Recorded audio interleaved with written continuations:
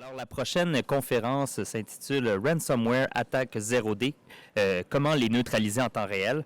Donc, les cyberattaques, vous le savez, sont de plus en plus complexes et impliquent des enjeux de réactivité optimale, de disponibilité immédiate de l'information et de couverture exhaustive.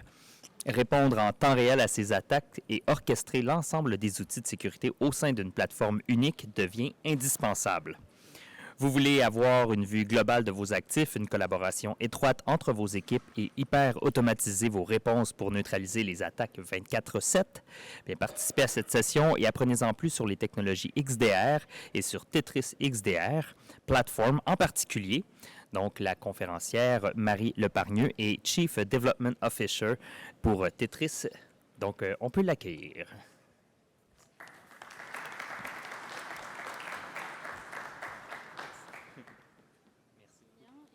Des slides qui vont apparaître. Très bien. Bien, bonjour à tous. Je suis ravie d'être ici à Montréal et de représenter la société Tetris pour vous parler de la XDR Platform, Extended Detection and Response Platform. Voilà, vous avez les slides qui vont apparaître. Qui est aujourd'hui, qui nous semble être absolument indispensable pour faire face aux attaques, à la complexité de ces attaques, à leur recrudescence. Et c'est ça que je vais essayer de vous partager, à la fois de vous dire comment est-ce que de notre côté, nous voyons les défis, nous voyons les challenges auxquels vous êtes amenés à faire face, vous, entreprise, et puis comment est-ce qu'on peut y répondre par une vision plateforme. Alors voilà, là, on a essayé de se dire, mais c'est quoi, quelles sont les grosses problématiques, les gros challenges, les gros défis auxquels il faut faire face aujourd'hui en termes de cybersécurité. Vous savez que la cybersécurité est l'un des défis majeurs de notre monde, dans un monde qui est numérisé. Et le premier élément, c'est cette interconnexion ou cette hyperconnexion de notre monde. On estime à plus de 27 milliards d'objets connectés en 2025. Vous savez combien il y en a d'ores et déjà aujourd'hui. Et cette interconnexion, cette hyperconnectivité augmente de manière tout à fait considérable la surface d'attaque. Je peux vous donner l'un ou l'autre exemple extrêmement concret. Un hôpital en France, puisque notre société est d'abord basée en France et est en train de s'étendre à l'international, un hôpital où les attaquants sont passés par la machine à nettoyer les outils chirurgicaux. Autre exemple potentiel, c'est un drone qui passe au-dessus d'une usine et qui se connecte au Wi-Fi. Et puis, on a même dans le cadre je pense que beaucoup d'entre vous ont expérimenté le télétravail lié au Covid, lié à notre situation sanitaire globale. Dans ce cadre-là, passez par votre robot ménager ou votre robot qui vous permet de faire les meilleurs plats, eh bien, c'est possible. Pourquoi ? Parce que tout est interconnecté. C'est un vrai défi. C'est un défi d'autant plus important que nos entreprises elles-mêmes travaillent avec des fournisseurs, travaillent avec des prestataires, travaillent avec des clients. Et cette interconnexion ou cette hyperconnexion, elle est réelle à la fois dans le monde personnel, comme elle est réelle dans le monde de l'entreprise et de ses multinationales ou de sa supply chain. Cette hyperconnectivité, elle donne un challenge qui est colossal et qui est lié en même temps à la complexification des attaques et à leur recrudescence. Vous l'avez vu depuis quelques années, on a un nombre de ransomware qui est présent à travers notre monde, qui est colossal. On estime aujourd'hui avoir à peu près 550 000 attaques par jour. Et dans ces 550 000, ça serait 300 000 nouveaux types d'attaques par jour. C'est pas tellement difficile de créer une nouvelle attaque. Vous prenez un jeu de Lego, c'est un peu comme des Lego, et puis en fait, vous allez les assembler différemment. Et puis il se trouve qu'en plus, c'est plus lucratif d'attaquer que d'être braqueur de banque. Et puis, avec quelques millions d'euros, on commence déjà à faire des attaques qui sont hyper sophistiquées. Et donc, il y a même des sociétés constituées d'attaquants. Si vous prenez la société Conti, elle est organisée comme une société. Il y a des ressources humaines, il y a un directeur financier, il y a toute la structure avec les gestionnaires, avec tous les managers, avec ce sont des sociétés qui sont constituées comme ça. Et je ne parle pas encore des éléments géopolitiques, de ce qui se passe en Ukraine, en Russie, et l'impact que cela peut avoir. Donc le premier constat, c'est on a une surface d'attaque qui est beaucoup plus importante. 2, on a une complexification des attaques qui est colossale. Et puis, en même temps, vous, au sein de vos sociétés, qu'est-ce qui se passe? Il y a de plus en plus de produits de cybersécurité. On estime qu'il y a en moyenne 45 produits de cybersécurité pour protéger contre les cyberattaques par entreprise. En réalité, quand on prend des petites entreprises, on va être autour de 25, on peut être à 75. Et même j'entendais une société ici à Montréal parler de plus de 100 produits de cybersécurité différents. Et en même temps, vous le vivez tous, on a une vraie problématique autour des talents dans la cybersécurité, autour des ressources humaines, avec un manque au niveau mondial d'à peu près 2,7 millions d'experts en cybersécurité, qui fait que on est dans l'obligation de penser les systèmes autrement, d'aller vers de l'hyper-automatisation, d'aller vers une capacité à traiter un volume de données qui est beaucoup plus important avec moins de collaborateurs. Donc ça, c'est deux autres enjeux qui sont majeurs. C'est de dire aujourd'hui, on a un nombre colossal de produits de cybersécurité qui sont difficiles à manager, qui envoie beaucoup d'alertes, parfois des faux positifs aussi, et que pour traiter tout ça, on a en même temps un manque de ressources humaines. Et l'une des réponses à ces problématiques-là, c'est d'avoir une vision plateforme. Alors chez Tetris, on a eu cette vision plateforme depuis les années 2010-2012, avec cette vision de ce qui allait se produire, de cette complexification des attaques, de leur recrudescence, et avec cette vision qu'il fallait à un moment donné agréger l'ensemble de la data, des données d'alerte de cybersécurité à travers un ensemble de capteurs qui remontent ces alertes, et qui vont être corrélés, qui vont être regardés avec de l'intelligence artificielle pour être en capacité de mieux détecter et de mieux remédier. Il y a une autre dimension dont je n'ai pas encore parlé, c'est qu'aujourd'hui, les attaques, quand on prenait des attaques classiques, un antivirus suffisait, puisqu'un antivirus c'est comme une bibliothèque, et puis on vient chercher, quand l'attaque arrive, on vient chercher, est-ce qu'elle est dans la bibliothèque ou pas, et puis si elle est dans la bibliothèque des menaces, eh bien on va supprimer ce processus informatique. Aujourd'hui, quand je vous parlais de 300 000 nouveaux types d'attaques par jour, l'enjeu en cybersécurité, c'est bien de faire face à des menaces inconnues. Et de faire face à des menaces inconnues en temps réel et sans intervention humaine.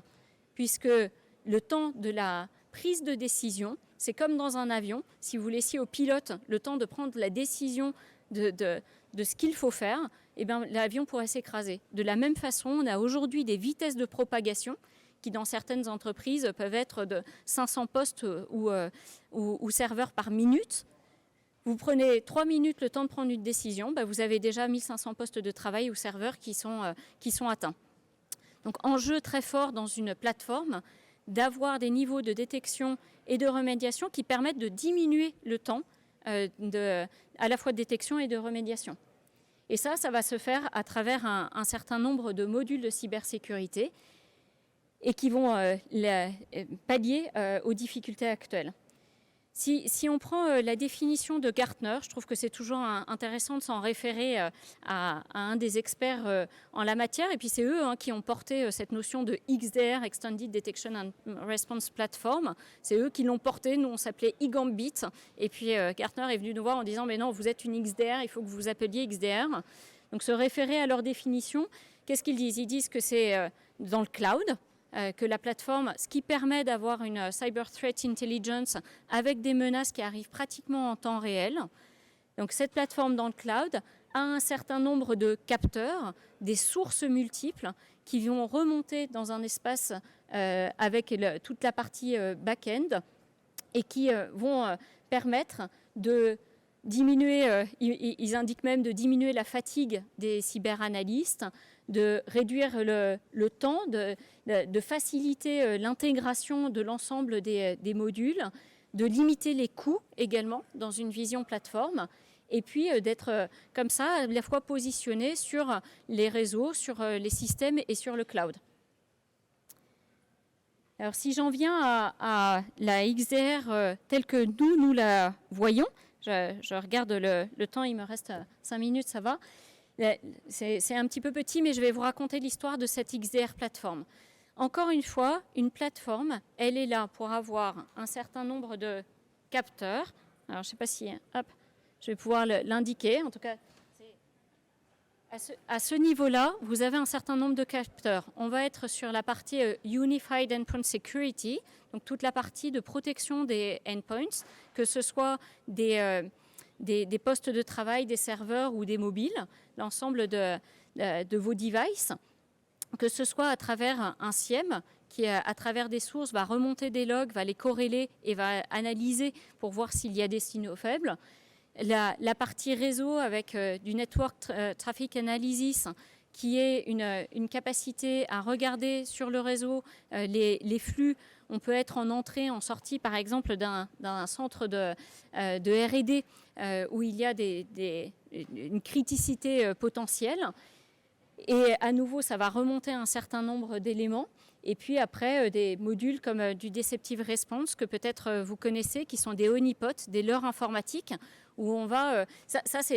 je vais vous reprendre l'exemple du Covid. En période Covid, il y a eu des serveurs qui ont été installés et dans un timing tellement serré qu'on n'était pas en capacité d'aller les protéger. Quand vous avez un leurre informatique comme ça, c'est ce qui va vous permettre de détecter qu'il y a une attaque potentielle et d'être en capacité de la traiter d'un point de vue des équipes de cybersurveillance et des équipes expertes, avant même que ça n'aille sur l'ensemble du parc. Et puis ensuite, ça touchera l'EDR avec l'ensemble des postes de travail et des serveurs. Et là, il y aura de la remédiation automatique. Voilà typiquement le type d'interaction qu'on peut avoir entre les différents modules. Il y a du DNS Firewall, il y a tout un besoin aujourd'hui. Vous savez que quand on parle de Endpoint Detection and Response, c'est bien et ça va toucher à l'exécution du processus.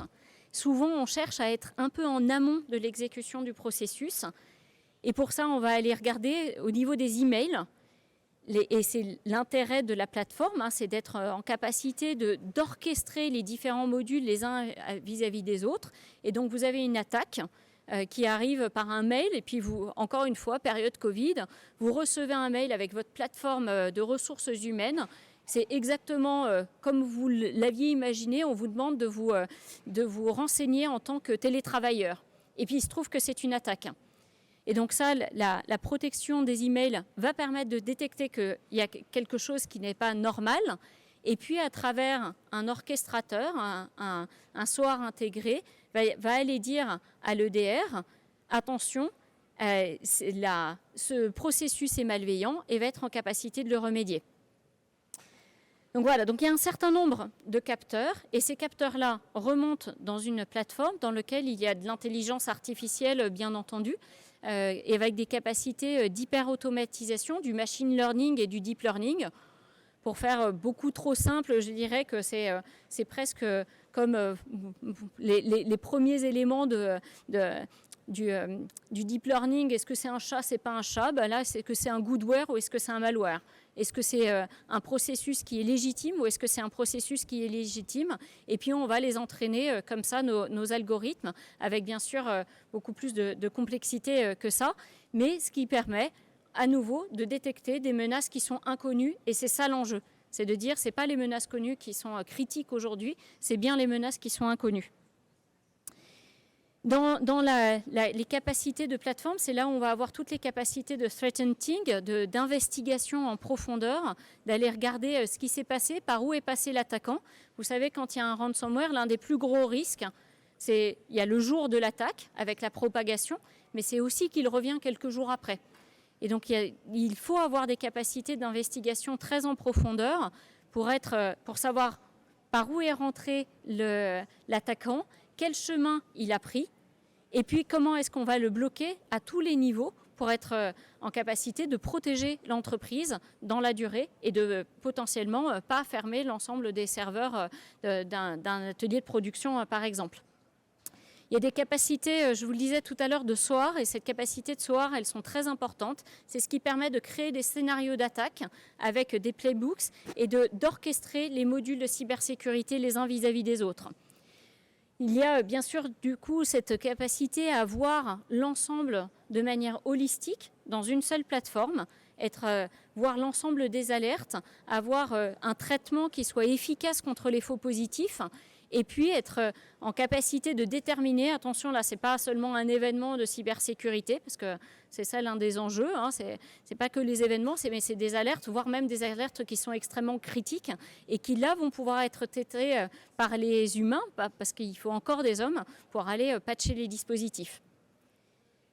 Voilà, je crois qu'il est tout juste 13h15, je vous remercie beaucoup pour votre attention, et puis pensez plateforme, pensez hyper-automatisation, pensez intelligence artificielle, pensez intégration globale pour faire face aux enjeux en cybersécurité de notre temps et du temps de demain.